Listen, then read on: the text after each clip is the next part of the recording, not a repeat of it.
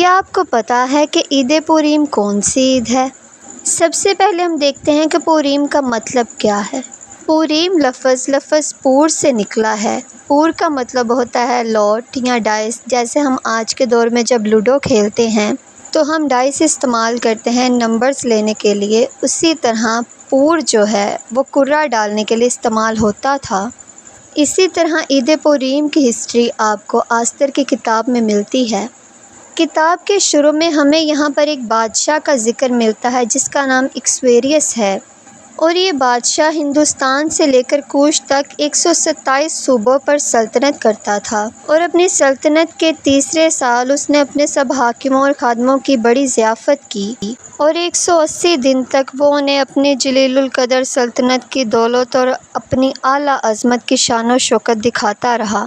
اور جب یہ دن گزر گئے تو بادشاہ نے سب لوگوں کی، کیا بڑے کیا چھوٹے، جو قصر سوسن میں موجود تھے، شاہی محل کے باغ کے صحن میں 7 دن تک ضیافت کی، اور 7ویں دن جب بادشاہ کا دل میں سے مسرور تھا تو اس نے اپنے 7 خواجہ سراؤں کو بلایا اور ان کو حکم دیا کہ وشتی ملکہ کو شاہی تاج پہنا کر بادشاہ کے حضور لائیں تاکہ اس کا جمال لوگوں اور امراء کو دکھائے، کیونکہ وہ دیکھنے میں خوبصورت تھی۔ لیکن وشتی ملکہ نے بادشاہ کے حضور آنے سے انکار کر دیا، اور اس پر بادشاہ جو ہے وہ بہت غضبناک ہوا۔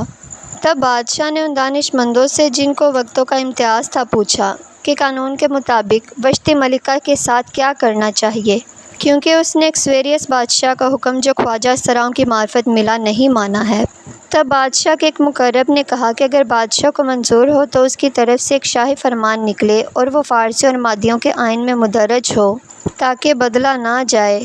کہ وشتی اکسویریس بادشاہ کے حضور پھر کبھی نہ آئے، اور بادشاہ اس کا شاہانہ رتبہ کسی اور کو جو اس سے بہتر ہو عنایت کرے۔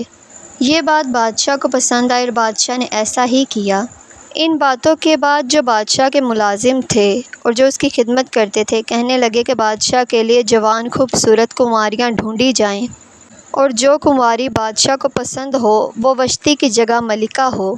یہ بات بادشاہ کو پسند آئی اور اس نے ایسا ہی کیا۔ اور قصر سوسن میں ایک یہودی تھا جس کا نام مردکی تھا، جو یائر بن سمئی بن قیس کا بیٹا تھا جو بنیامینی تھا، اور یہ بھی ان اسیروں کے ساتھ یروشلم سے لایا گیا تھا جن کو شاہ بابل نبوکد نظر اسیر کر کے لے گیا تھا۔ اس نے اپنے چچا کی بیٹی حدثہ یعنی آستر کو پالا تھا، کیونکہ اس کے ماں باپ نہ تھے اور وہ لڑکی حسین اور خوبصورت تھی، اور جب اس کے ماں باپ مر گئے تو مردکی نے اسے اپنی بیٹی کر کے پالا۔ اور جب بادشاہ کے حکم کے مطابق بہت سی کنواریوں کو قصر سوسن میں اکٹھا کیا گیا تو آستر بھی بادشاہ کے محل میں پہنچائی گئی، لیکن آستر نے اپنی قوم اور اپنا خاندان ظاہر نہ کیا، کیونکہ مردکی نے اسے تاکید کر دی تھی کہ نہ بتائے۔ جب ایک ایک کنواری کی باری آئی کہ عورتوں کے دستور کے مطابق 12 مہینے کی صفائی کے بعد اکسویریس بادشاہ کے پاس جائے، تب اس طرح سے وہ کنواری بادشاہ کے پاس جاتی تھی کہ جو کچھ وہ چاہتی کہ حرم سرا سے بادشاہ کے محل میں لے جائے وہ اس کو دیا جاتا تھا۔ شام کو وہ جاتی اور صبح کو لوٹ کر آتی تھی، اور دوبارہ وہ بادشاہ کے پاس نہ جاتی جب تک کہ بادشاہ خود اس کا نام لے کر نہ بلاتا۔ جب مردکی کے چچا ابیجیل کی بیٹی آستر کی، جسے مردکی نے اپنی بیٹی کر کے رکھا تھا، بادشاہ کے پاس جانے کی باری آئی تو جو کچھ بادشاہ کے خواجہ سراء اور عورتوں کے محافظ نے ٹھہرایا تھا اس کے سوا اس نے اور کچھ نہ مانگا، اور آستر ان سب کی جن کی نگاہ اس پر پڑی منظور نظر ہوئی، اور بادشاہ نے آستر کو سب عورتوں سے زیادہ پیار کیا، اور وہ اس کی نظر میں ان سب کنواریوں سے زیادہ عزیز اور پسندیدہ ٹھہری۔ پس اس نے شاہی تاج اس کے سر پر رکھ دیا اور وشتی کی جگہ اسے ملکہ بنایا۔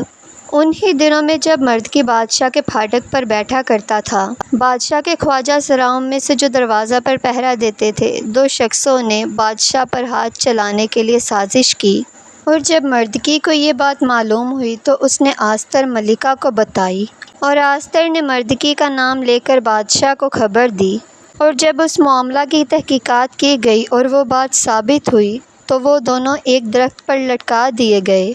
اور یہ بادشاہ کے سامنے تواریخ کی کتاب میں لکھ لیا گیا۔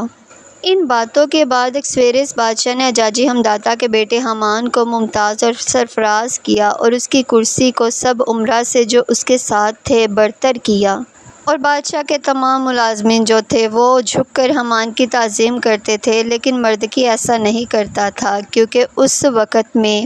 مادیوں اور فارسیوں کے قانون کے مطابق کسی کے سامنے جھکنے کا مطلب ہوتا تھا اس کی پرستش کرنا، اور یہودی لوگ جو ہے وہ خدا کے علاوہ اور کسی کے سامنے نہیں جھکتے تھے۔